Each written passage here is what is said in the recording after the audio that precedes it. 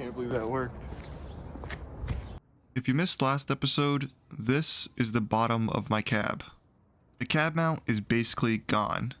There's supposed to be a box there, so I'm trying to fix that. I'm gonna need to get my cab lifted off of the frame. Last episode, I gutted my interior and removed the front clip of my truck. Then I removed the 4 body bolts connecting the cab to the frame, leaving us at this point. The cab is loose, but we still need to remove the doors and also move the bed back a little bit. First, we'll start with the doors. I was pretty hopeful that I wouldn't have to take off the door panels. I found one connector in the cab that led to the door wires, but after I removed the rubber boot, I realized there was a bunch more that needed to be disconnected. So that meant that the door panels would have to come off. This isn't that big of a problem. I removed these before when I installed metal door handles when I first got the truck, and I had to do it another time when the window weather stripping broke off. It's held in with a handful of screws and some clips on the backside. Make sure you remove all the screws from the bottom edge. Some of them are hidden underneath that bottom holder. There's one more screw. I'm gonna have to fix that later, but for now, let's move to the inside of the door. There's 2 or 3 connectors inside that door that need to be unplugged. I found the connectors for the power windows and the door speakers, but there is one black wire that feeds down into the door, and I have no clue where it goes after that. I tried to find a connector inside the door, but I had no luck. So if you know what this goes to, please leave it in the comments below. For now, I'm just gonna cut it. I know that's probably not the best option, but hopefully I'll remember to splice that back together later on. That was the last wire that needed to be disconnected. After that, I was able to snake all the wires through the door, but I wasn't able to snake them all the way back into the cab. Those rubber grommets are a pain, so I ended up just looping them in instead. Now, if you're wondering why I need to remove the doors, it's because I'm planning on using an engine hoist with a custom attachment to lift up this cab. And since the cab is extremely front heavy, I'm gonna need the hoist as close to the firewall as I can get it, and the doors would just be in the way. Also, they're just kinda heavy. They're probably around 50 pounds each, so removing both of them is gonna make the cab 100 pounds lighter. Once the driver door was gone, I repeated this on the passenger side.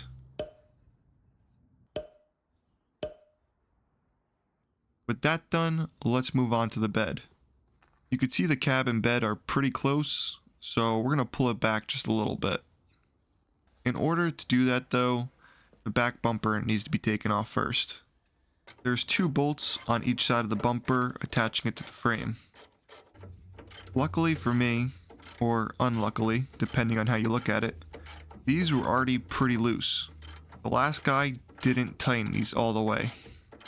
Once the bolts are out on both sides, the bumper was ready to go. Right after I unplugged the license plate lights. Perfect. That's not good. Now that is going to be a project for a later episode, especially because it's right against the fuel tank. Let's turn our attention to the tailgate now. Once I got both of the support straps off, I was able to pull this thing right out. Now both of the filler necks will also need to be unbolted. Each filler neck has 3 bolts up top, and then there's one clamp on the bottom of the bed that keeps the filler neck from moving around. That one's gone.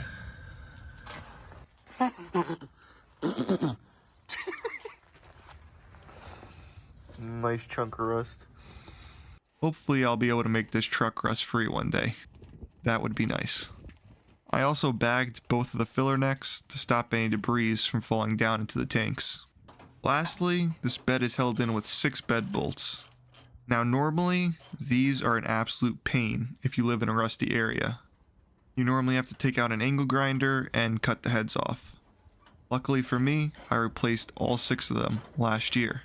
I actually fully removed the bed last year. I put new rear leaf springs in, and a 38-gallon Bronco tank, which was pretty interesting. I do, however, plan on revisiting a lot of my previous work that I did before this channel. There's definitely some errors that I would like to fix when I look back on that work, like not anti-seizing any of these bolts to start off. But again, that'll be for another episode. Now that the bed is free, I'm planning on using the engine hoist to actually move it. I'm going to first attach 2 ratchet straps in an X pattern, and then connect the engine hoist to that and lift it up and back. I've seen this work in quite a few videos, but I wasn't able to catch the middle of the ratchet straps with the engine hoist. I just couldn't get it far enough in. I think it would have worked though if I didn't have the trailer hitch, and maybe if I used some thinner straps. But it dawned on me that I might be able to pull the bed back by hand. And surely enough, I was able to start pulling it back a little at a time. Now this didn't give me the most room, but some is better than none. If I wanted to move the bed any further, I'd have to lift the bed over the front filler neck. And that seems like a pain, so for now, this will be good enough. We're going to move on to building that custom attachment for the engine hoist. I am not a good woodworker. If you watched the last episode, you already know that. I ended up tearing down that contraption and turning it into this. Now, it's nothing special. It's 3 2x4s cut to 67 inches and screwed together. I did add some catches on the side, just in case the cab slides. But there's still more work that needs to be done here. I have to drill some holes and add supports in the middle. This is where the hoist pivoting arm is going to attach to. So I'm going to start by installing that small piece of backing wood and securing it with 2 screws. I'm then going to drill out where a 5/8 bolt is going to go. I did this in a few steps and finished with a 1/2 inch bit.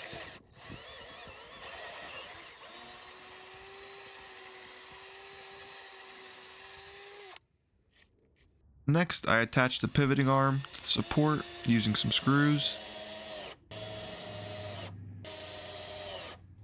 And then I drilled a hole through that as well. Now here is where I'm going to start running into some problems. I'm using a 1/2 inch bit, not a 5/8 bit, because I didn't have one. And also, the drill bit is not going to be long enough to hit that last piece of wood. So I had to guess where the hole underneath was going to be. And of course, I misaligned it just a little bit. So I had to get creative. Now this is completely my fault. I should have used a smaller bolt and bought a longer drill bit. But this is not a guide. So if you're doing something similar, I recommend not copying this. Once I got the bolt to go all the way through, I now had to find where I wanted the boom of the engine hoist to mount up. This actually went okay. I was able to mark out a rough idea of where I needed it to be, and I started drilling.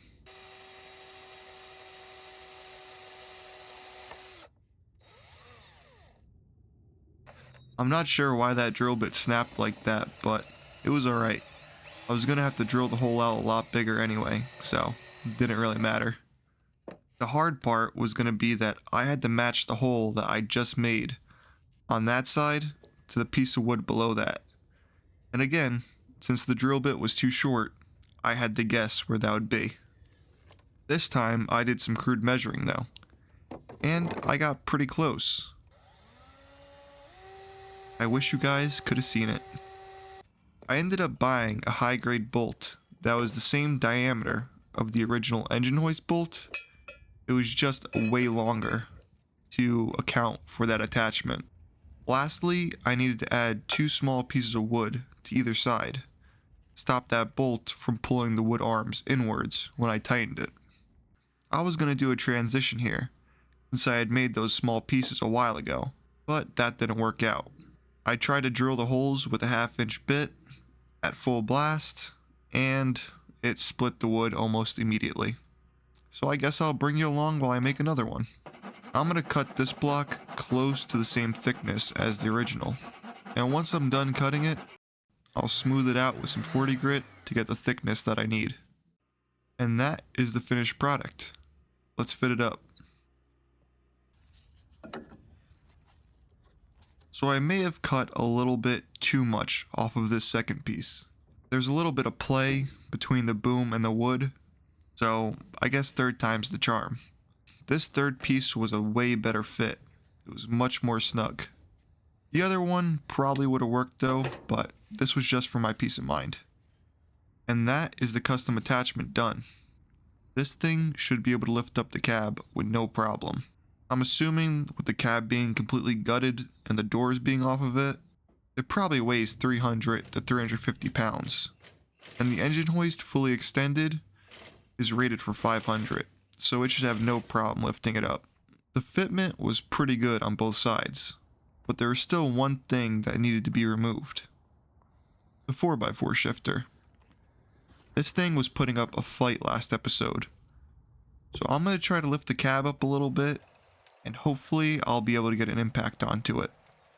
Now, I didn't even notice here until I started editing, but the hydraulic boom keeps on lowering every time I go to raise the cab up. Feels so dumb watching this back, and the sad part is, it's going to cause a way bigger problem later on. But I did manage to get a better shot of that bolt, so that was good.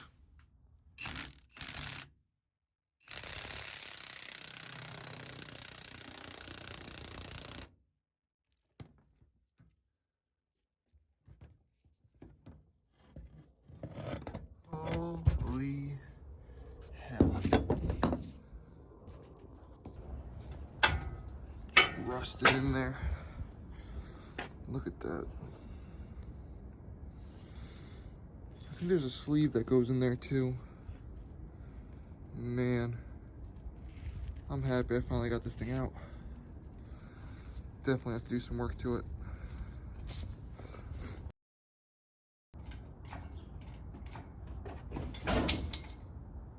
Yeah, the cab just completely fell off the cab mounts. And now, the floor of the cab is resting on the frame. Definitely not my proudest moment, but I have an idea. I have 2 floor jacks and a few 6x6 blocks. So if I jack up the cab from the rotted mounts, I know, it's not the best spot, but it will have to do. And then hopefully I'll be able to raise the cab up evenly, if I ever figure out how to use that engine hoist. That was sped up 10x. I am not the sharpest tool in the shed.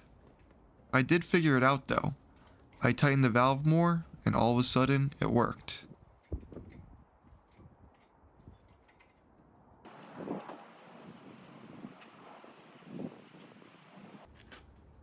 Once I got the cab high enough, I placed a 4x4 across the back of the cab. Now, the problem that I'm having is that the engine hoist is in the way of me placing the front 4x4 and the jack stand on the driver's side.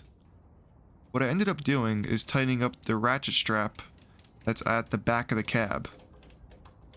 And this kept it from nosediving. And I also used the 2 floor jacks to start raising up the nose of the cab. Now it's definitely a little bit sketchy, as that metal was pretty rotted, but it worked. I was able to stick a 2x4 underneath just in case it fell, and then once I jacked it up a little bit more, I was able to swap it out with the 4x4.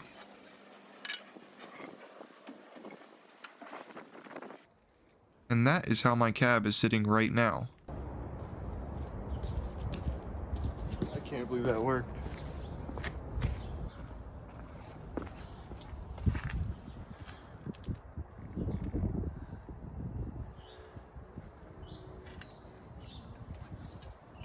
This is not holding anything, by the way. Wow. That actually went pretty well. Just a sneak peek. Look at how far they're dented in. That's crazy. Let's go see the other side.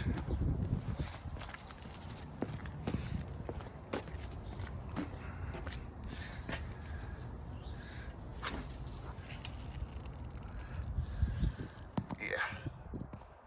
These things are done. I did add a secondary strap just for safety. There should be enough room now in the front for me to weld in the patch panels and also fix some other problems with the cab. But that is where I'm going to leave this one off at. Thank you guys for watching, and I'll see you guys in the next one.